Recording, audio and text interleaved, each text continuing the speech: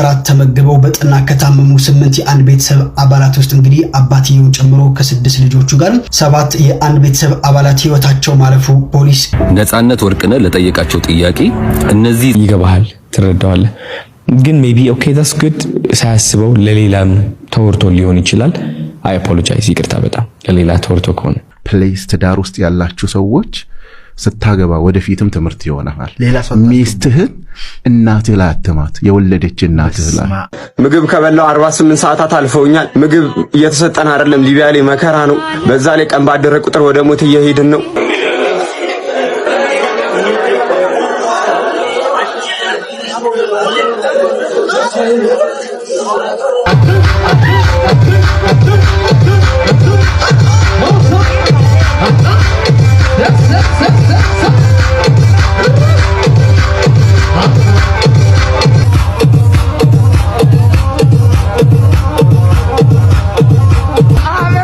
እመቤቴ ኪዳነ ምሕረት ምስጋና ይግባሽ እኔ ይሄን ቀን በጉጉት ስጠብቀው የነበረ ቀን ነው ምን እንደምላላቅም እምወዳት ጥቅሳለች ሀብትና ባለጠግነት ከአባቶች ዘንድ ይወረሳል መልካም ሴት ግን ከእግዚአብሔር ዘንድ ነው እጅግ ያሳዝናል በእውነት እጅግ በጣም ልብ ይሰብራል በጉራጌ ዞን ከ8 የአንድ ቤተሰብ አባላት ውስጥ እንግዲህ በአሳዛኝ ሁኔታ የሰባቱ ህይወት ማለፉ የሰማን እንገኛለን ከእንዲህ አይነቱ የጅምላ ፍጅት ፈጣሪ ይሰውራችሁ ሁላችሁም ነፍስ ይማር በሉ በማዕከላዊ ኢትዮጵያ ክልል በጉራጌ ዞን መስቃን ወረዳ በአብሮነት እራት ተመግበው በጠና ከታመሙ 8 የአንድ ቤተሰብ አባላት ውስጥ እንግዲህ አባትየውን ጨምሮ ከ6 ልጆቹ ጋር 7 የአንድ ቤተሰብ አባላት ህይወታቸው ማለፉ ፖሊስ ገልጿል ህዳር 6 ቀን 2018 ዓመተ ምህረት ምሽት 1 ሰዓት አካባቢ 8ቱ የአንድ ቤተሰብ አባላትም አብረው እራት ከተመገቡ በኋላ በድንገት ይታመማሉ ብዙም ሳይቆዩ ከፍተኛ ለሆነ ህመም መዳረጋቸው መረጃ የደረሳቸው አካባቢው ነዋሪዎችም የተጎጂዎችን ህይወት ለማትረፍ ተረባርበው ወደ ሆስፒታል ለማድረሳቸው ነው የተነገረው ነገር ግን እጅግ ባሳዛኝ ሁኔታ አባትየውንና እንዲሁም ደግሞ የ6 ልጆቹ ህይወት ማትረፍ አልተቻለም የባለቤቷንና የ6 ልጆቿን ህልፈት ለማወቅ ያልታደለችው እናት እንግዲህ በሚኒሊክ ሆስፒታል በከፍተኛ ጥንቃቄ ክፍል ውስጥ ሆና በህክምና እየተረዳች በህይወት መኖሯ ነው ፖሊስ የገለጸው ተጎጂዋ እናት ቤተሰቡ በጅምላ ወደ ሞት ያወረደው ጉዳይ ልትተርክ በህይወት ትተርፍ ይሆን ወይስ እሷም የባለቤቷንና የልጆቿን እጣ ገጥሟት ከቤተሰቡ መካከል አንድም ለወሬ ነጋሪ ሳይተርፍ በጅምላ እቺን ዓለም የመሰናበታቸው አሳዛኝ ዜና ይደመጣል የሚለው እጅግ ለመገመት ይከብዳል ፖሊስ ተጎጂዎቹ የተመገቡት ምግብ የተበረዘው በማንና እንዴት የሚለውን እውነታ ለማረጋገጥና የተፈጸመውን ድርጊት አጣርቶ እውነታው ለማረጋገጥ የምርመራ አጣሪ ግብረ ኃይል አዋቅሮ ምርመራ መጀመሩ ተሰምቷል እጅግ በእውነት እጅግ በጣም የሚያሳዝን ክስተት ነው ለሞቱት ነፍስ ይማር እንዲሁም ደግሞ በህይወት ወይም በጠና ለታመመችው እናት ፈጣሪ ምህረቱን ይላክላል ባንተና በሰይፉ ላይ በሶሻል ሚዲያ በደንብ መነጋገሪያ የሆነ ጉዳይ አለ ሚስ አንደርስታንዲንግ ሊሆን ይችላል የሐሳብ አለመረዳዳት ሊሆን ይችላል እስቲ ስለሱ ጉዳይ የምትለን ነገር ካለ ካንተ አንደበት መስማቱ ጥሩ ስለሆነ ከተገናኘን አይቀር ሁሉን አንስተን እንላለን ስለ ሰይፉ ማለት ነው አንድ የሚለው ነገር ምንድነው በጣም አሁን ሰዎች ሜቢ ይዋሹ ይመስላቸዋል ግን አከብረዋለሁ ሰይፉ ያደረገው ነገር የሆነ አለሳልሽ ምናምን አታክ ለማድረግ የመሰላቸው ሰዎች ስላሉ ነው ወደሃለሁ አከብራለሁ ስለ ግን ሲሪየስሊ አከብረዋለሁ ለምን የሰራው ስራ ስላለ ጥሩነቱ አይለታለሁ ያደረገው በጎ ነገር ሁሉም አይዋለሁ ግን አንዳንድ ሰው ደግሞ የተናገረው ነገር ደግሞ ወደ አንተ ይደርሳል which is አንድ እንደምታከብረው ሰው ደግሞ ላንተ ያለው አመለካከት ትክክል ካልሆነ ታስረዳዋለህ እኔ አሁን የሰራሁት የማስረዳትን ስራ ነው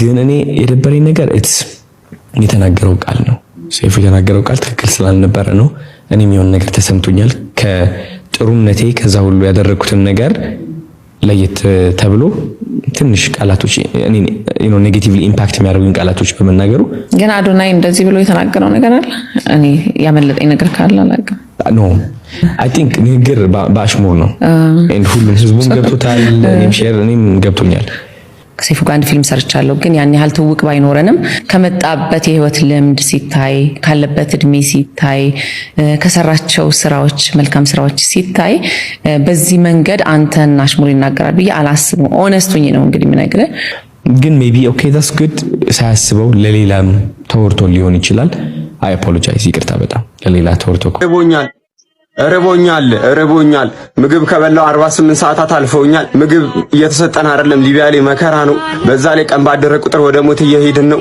እባካችሁ ኢትዮጵያን ድረሱልን። ይህ የሊቢያ ሰዎች ድምጽ ነው። አስቸኳይ ናቸው። በማርያም ሙስሊሞች በማርያም በአላህ፣ ኦርቶዶክሳውያን በድንግል ማርያም ያዋቸው በቃ ድምጽ ናቸው። ይመቻችሁ። ነጻነት ወርቅነህ ለጠየቃቸው ጥያቄ እነዚህ ህፃናት የመለሱትን መልስ እስቲ አንድ ያዳምጡ። እኔ በጣም ስላዘንኩበት። ሜሮን ወደፊት መሆን የማትፈልጊው ምንድነው? አስተማሪ መሆን የማትፈልጊው ነገር? መምህር መሆን አትፈልጊ? እንግዲህ እንደሰማችሁት ነው። ለወደፊት መሆን የማትፈልጉት ነገር ምንድነው ብሎ ሲጠይቃቸው ህፃናቱ የመለሱት ምን ብለው ነው? መምህር ወይንም አስተማሪ መሆን አንፈልግም አሉ። የህፃናቱን መልስ እንዲሁ ከላይ ሳይሆን ጠለቅ ብለን ካየን እጅግ በጣም የሚያሳዝን መልስ ነው። በመጀመሪያ የመምህርነት ሙያ በራሱ ምን አይነት ክብር አለው? ይሄ ጥቅሙን ምናምን ተውና በራሱ ሙያው በራሱ ማለት ነው ከሚሰጠው አገልግሎት አንፃር ምን አይነት ክብር አለው የሚለውን እንመልከት።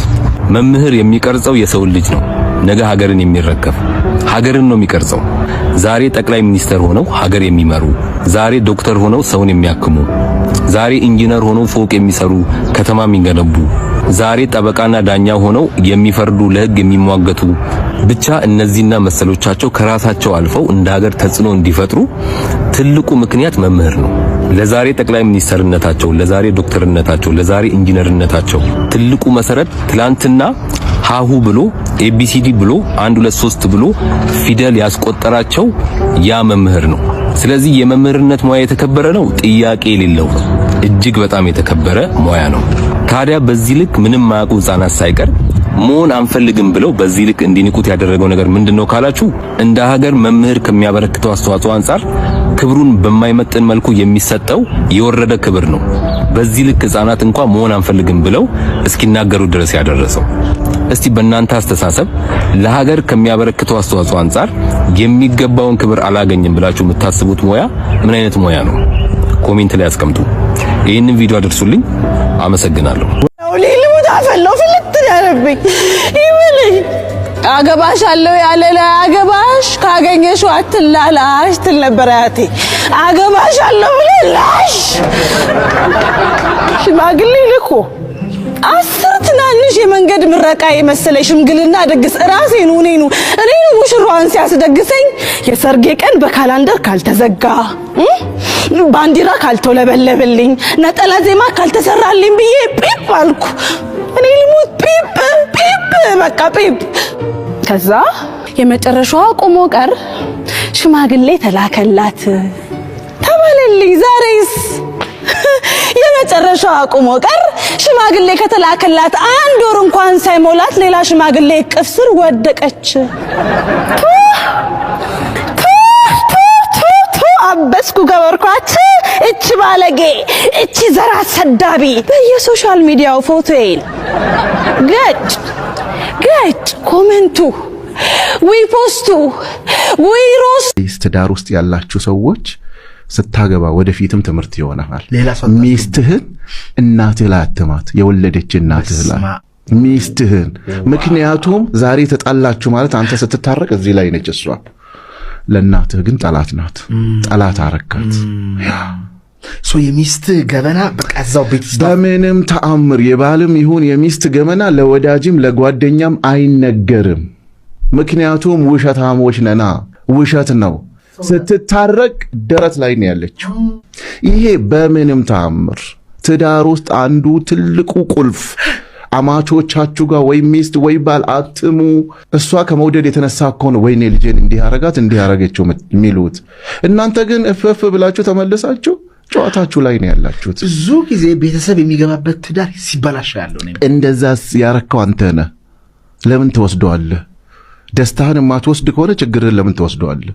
ሚስቴን አይስክሪም ጋበዝኳት እማዬ ብለህ ደውለህ ታውቃለህ? ነው። ታዲያ ችግር ሲፈጠርስ ለመፍታት ሞክር በተቻለ መጠን። ትዳርን የሚያቆየው እፍታው አይደለም፣ ጩኸቱ አይደለም፣ ትዕግስት፣ መቻቻል